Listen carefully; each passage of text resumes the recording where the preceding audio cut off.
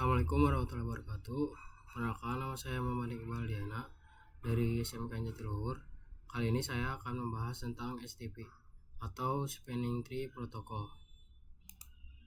Nah, di sini materinya ada konsep STP, topologi STP 3 switch, teori menentukan blocking port, dan lain-lain.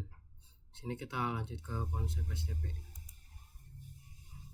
STP atau Spanning Tree Protocol merupakan sebuah protokol yang berfungsi untuk mencegah looping atau perputaran data. Ketiga, menggunakan topologi redundant switches. STP biasanya digunakan jika switch memiliki dua jalur atau lebih untuk menuju ke satu jaringan yang sama. Contohnya di sini ada switch 1 dan switch 2 yang terhubung menggunakan kabel FO1, dan si switch 1 ini terhubung ke PC A, si switch 2 ini terhubung ke PC B. Nah, jika kabel FA01 ini rusak, otomatis akan menggunakan kabel yang FA02 ini.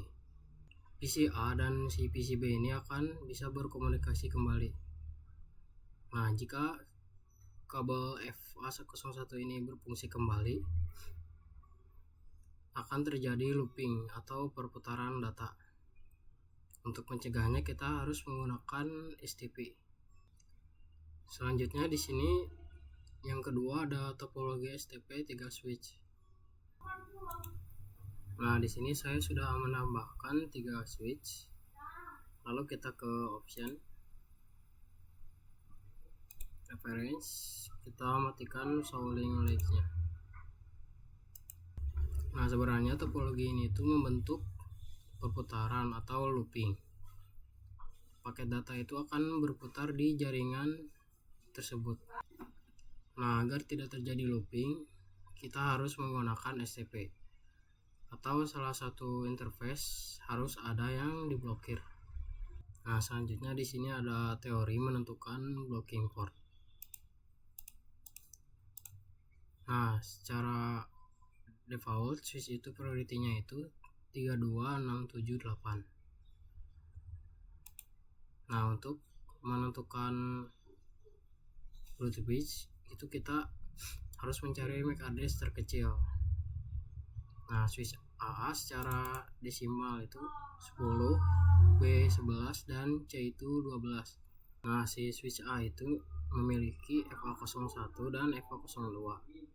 Nah, switch B dan switch C ini berarti non root bridge. Nah, masing-masing switch itu memiliki root port atau port tercepat menuju root bridge. Nah, antara switch B dan switch C itu memiliki MAC address yang berbeda. Di sini kita bandingkan switch B itu 11 dan switch C ini 12. Nah, di sini switch B inilah yang terkecil, maka si switch B ini disebut dengan designated port atau port aktif yang mengarah ke jaringan. Dan si switch C inilah yang menjadi alternated port atau port yang diblokir. Nah, selanjutnya di sini ada yang keempat, praktik menentukan blocking port. Nah, kita harus mencari MAC address terkecil. Di sini kita masuk dulu ke switch 1. Enter. So interface pilihan 1. Nah, di sini kelihatan ya MAC address-nya, di sini kita salin.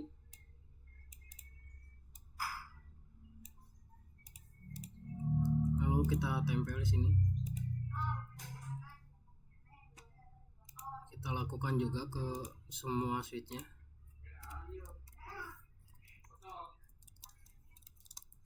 Pilihan 1.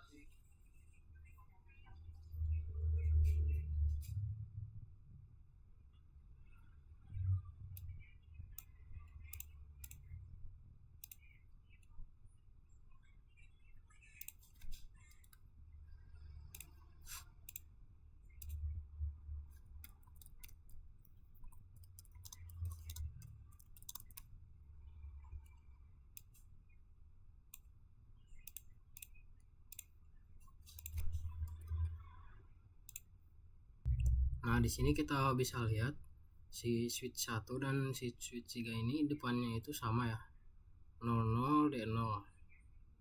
Sedangkan si switch 1 ini 0090. Nah, di sini kita bisa bandingkan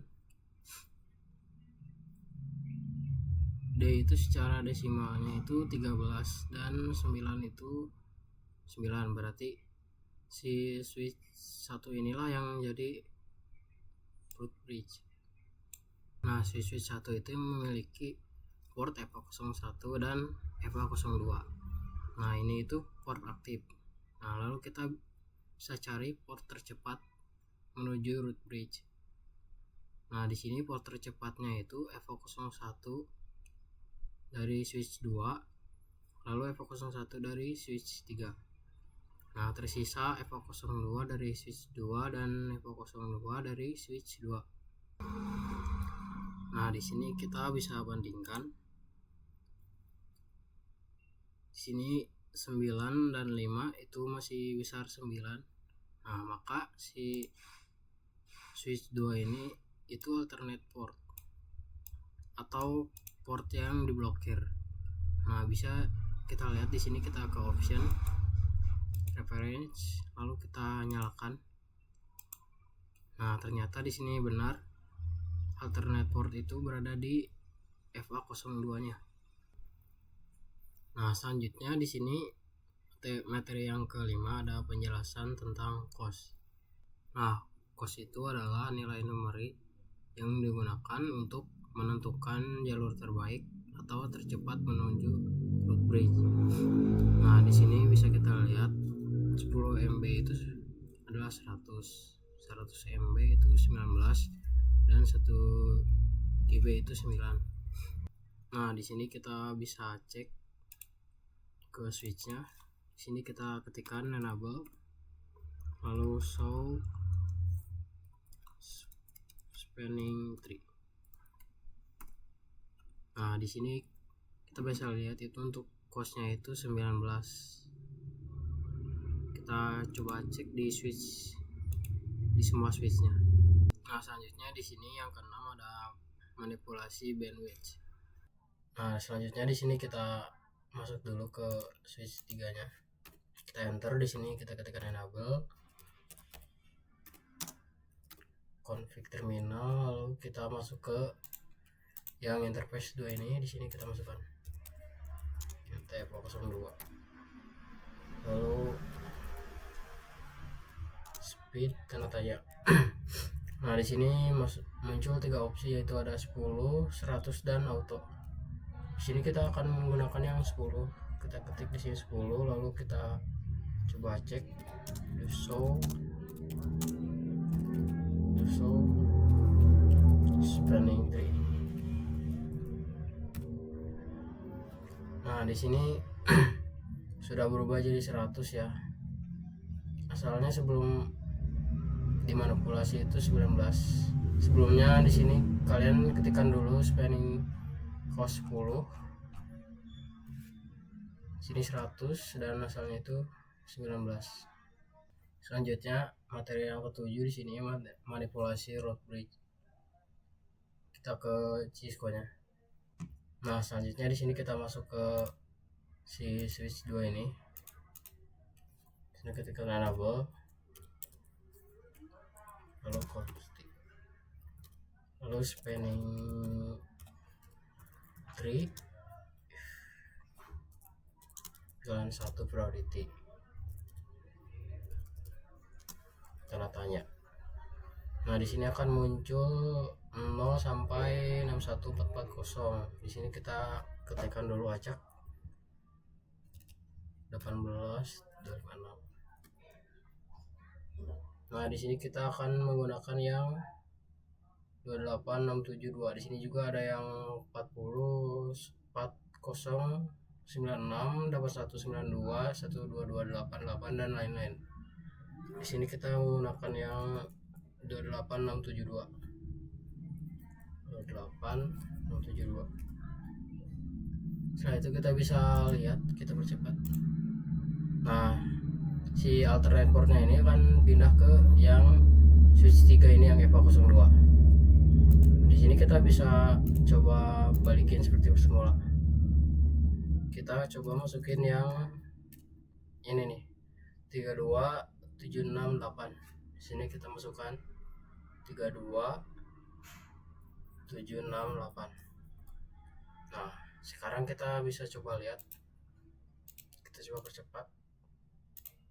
Nah, si alternate portnya itu kembali pindah ke switch 2 yang EVA02 ini. Nah, selanjutnya di sini ada materi yang pertama. Di sini ada pengertian PPS-TP. Nah, PPS-TP adalah penentuan jalur VLAN. Kita dapat mengatur atau menentukan jalur VLAN.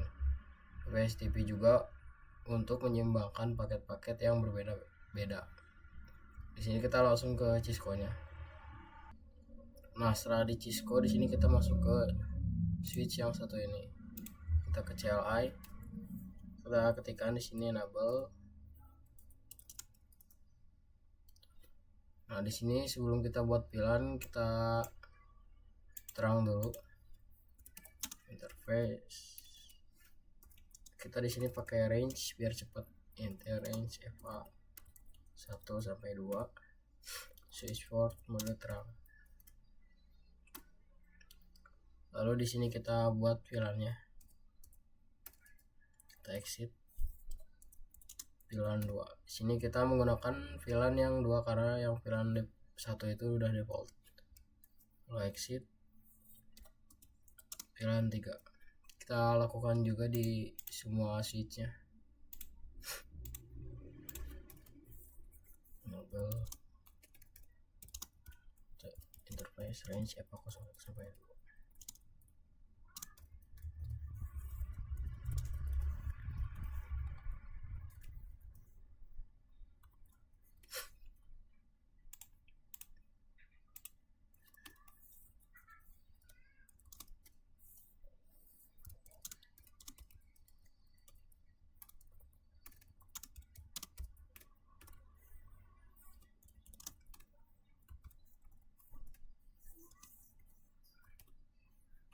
Nah, selanjutnya di sini ada materi yang kedua, manipulasi root PPS-TP. Kita langsung ke Cisco-nya. Nah, di sini saya sudah menambahkan 4 PC. Yang biru ini tuh VLAN 2, yang kuning ini VLAN 3. Nah, misalnya di sini si VLAN 2 mengirim pesan ke VLAN 2 yang di ujung sini. Dia akan menggunakan jalur yang tengah ini. Lalu si VLAN 3 yang kuning ini dia akan menggunakan jalur yang atas ke sini. Selanjutnya kita akan membuang salah satu port dan menjadikan si switch 2 ini root bridge-nya. Kita masuk ke CLI-nya. Di sini kita ketikkan enable config terminal, lalu kita ketikkan di sini spanning tree VLAN 2 priority. Sini kita acak dulu. Nah, di sini sudah ada ya. Kita akan menggunakan yang kecil. Kita akan menggunakan yang sini contohnya 24576. Ini kita ubah aja 24576. Nah, selanjutnya di sini kita bisa coba cek. Kita percepat. Nah, di sini sudah hijau ya. Si switch 2 ini sudah menjadi root bridge-nya. Nah, di sini kita lanjut ke materi yang ketiga, yaitu pengujian ping VLAN berbeda jalur. Kita langsung ke Cisco-nya. Nah, di sini kita bisa coba cek apakah sudah berhasil. Ini kita coba kirim VLAN 2 ini ke VLAN 2 yang ujung. Sini kita coba lihat. Nah, nanti si VLAN 2 ini akan menggunakan jalur yang EVA02 ini. Dia akan mengirimkan paket ke switch, lalu ke EVA02, lalu ke switchnya, lalu dikirim ke PC yang di VLAN 2 ini. Nah, selanjutnya kita bisa coba cek yang VLAN 3 ini. Tadi si VLAN 2 menggunakan jalur yang ke bawah sini, harusnya si VLAN 3 ini menggunakan yang ke atas. Kita coba cek. Kita kirim ke VLAN 3. Dia akan mengirimkan ke switch, lalu ke atas ke switch 1, lalu ke switch 3 dan dikirim ke VLAN 3 yang PC2 ini. Nah, di sini kita bisa lanjut ke materi yang keempat. Di sini ada STP 2 switch. Kita langsung ke Cisco-nya. Nah, di sini saya sudah menambahkan 2 switch yang terhubung menggunakan 2 kabel, yaitu FA01 dan FA02. Nah, untuk topologi ini kita tidak perlu susah-susah untuk menentukan mana root bridge-nya. Di sini kita bisa lihat untuk switch 0 ini FA02-nya itu berwarna oranye. Kita coba lihat ke switch 4. Di sini kita ketikkan enable, lalu show spanning tree.